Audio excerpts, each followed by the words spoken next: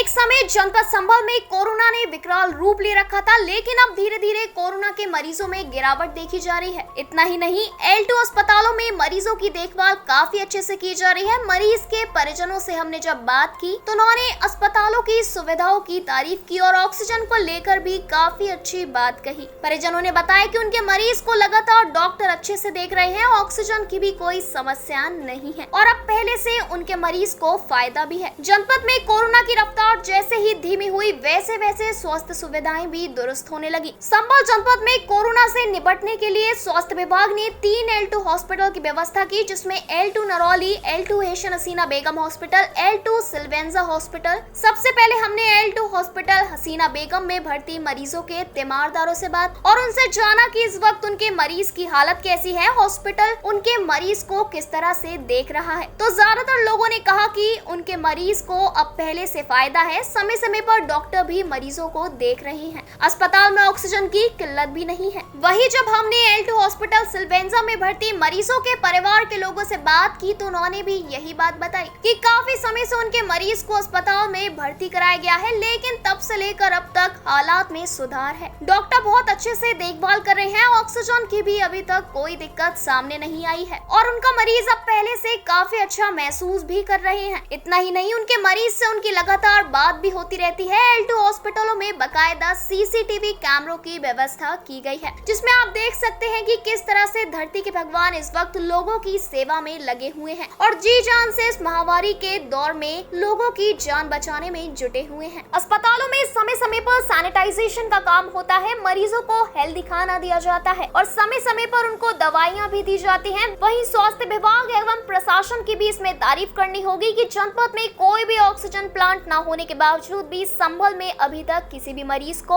Oxygen की कमी नहीं होने दी। इतना ही नहीं, नोडल अधिकारी डॉक्टर मनोज ने बताया कि हमने ऑक्सीजन एक्सप्रेस के नाम से एक सेवा शुरू की है, जिसमें एक नंबर जारी किया है जिस पर कोई भी मरीज जिसको ऑक्सीजन की जरूरत है वह अपने दस्तावेज पर नंबर भेजेगा और उसको संबंधित टीम ऑक्सीजन मुहैया कराने का काम करेगी। डॉक्टर मनोज ने ये भी बताया कि जनपद में पिछले एक हफ्ते से कोरोना के मरीजों में काफी गिरावट देखने को मिली है। पहले एक दिन में 300 तक मरीज सामने आ रहे थे, लेकिन अब उनकी संख्या 150 से भी कम हो गई है। इतना ही नहीं, जनपद में मौतों का आंकड़ा भी काफी कम हुआ है। आपको बता देंगे बीते 24 घंटे में नए कोरोना के 137 मरीज सामने आए हैं, जबकि 4 लोगों की मौतें भी हो गई हैं। वहीं डॉक्टर मनोज ने यह भी बताया कि सरकार की मंशा के अनुसार ग्रामीण क्षेत्रों में लगातार टेस्टिंग का काम शुरू किया गया है। इस वक्त शहरी क्षेत्रों को छोड़कर ग्रामीण क्षेत्रों में कोरोना संक्रमण के आंकड़े बढ़ रहे हैं। अब तक 900 कोरोना के मामले ग्रामीण क्षेत्र से आ चुके हैं। वहीं ग्रामीण क्षेत्रों में स्वास्थ्य विभाग ने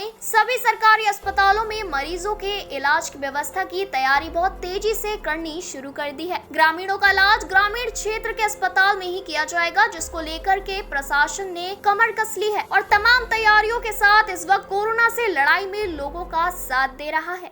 अगर पिछले हफ्ते में देखा जाए तो जहां हमारे केस 250 से 300, एक बार 400 तक भी पहुंच गए थे, इस टाइम पे हमारे 150 से कम केस आ रहे हैं प्रतिदिन पिछले 3 दिन से। तो इसे देख के तो लगता है कि काफ़ी कम केस होते चले जाए, आधे हो गए लगभग केस। बीते 24 घंटे की अगर हम बात करें तो सर इस समय मौजूदा हालात में 24 घंटे में एक्चुअली में हमारे ग्रामीण क्षेत्र में ये हमारा 5 तारीख से हमारा प्रोग्राम चला था, जिसमें कि हमारी आशा और आंगनबाड़ी दोनों लोग मिलके घर घर उन्होंने चेकअप किया लोगों का। तो उसमें जिन लोगों को लक्षण मिले उन लोगों को उन्होंने दवाई की किटें बांटी और जो भी लक्षण वाले व्यक्ति थे उनके हमारी टीमों ने टेस्टिंग भी की, जिसमें कि केस तो बढ़े हैं ग्रामीण क्षेत्र में। 2 तारीख के बाद हमने डाटा निकलवाया तो लगभग 900 केस आए हमारे कल तक ग्रामीण क्षेत्र से, जो कि लगभग शहरी क्षेत्र का आधा था। तो 50% केस आज की तारीख में हमारे ग्रामीण क्षेत्र से निकल के आ रहे हैं। नहीं, देखिए ये बड़ा पॉजिटिव मैसेज आ रहा है लोगों की तरफ से ऑक्सीजन की दोनों हॉस्पिटल में। इनफैक्ट तीसरा हमारा एक गवर्नमेंट हॉस्पिटल भी है L2, तो तीनों हॉस्पिटल में ऑक्सीजन की आज तक कोई कमी नहीं हुई। हमारे DM साहब ने इस चीज़ में बड़ा सहयोग रहा उनका। देखिए, जिसे ऑक्सीजन की ज़रूरत हो, कोविड या नॉन कोविड वो एक अलग बात है। कोविड के पेशेंट को ऑक्सीजन की ज़्यादा ज़रूरत पड़ रही है, लेकिन कुछ ऐसे भी पेशेंट हैं जिन्हें ऑक्सीजन की ज़रूरत पड़ती है। तो एक हमारी ऑक्सीजन एक्सप्रेस के नाम से हमने एक सुविधा चालू की है, जिसमें कोई भी व्यक्ति उस नंबर पर बात करके, हमने नंबर पब्लिक उसमें बाँट दिए गए हैं, तो हमारे उससे बैन से ऑक्सीजन का सिलेंडर ले सकता है व्यक्ति।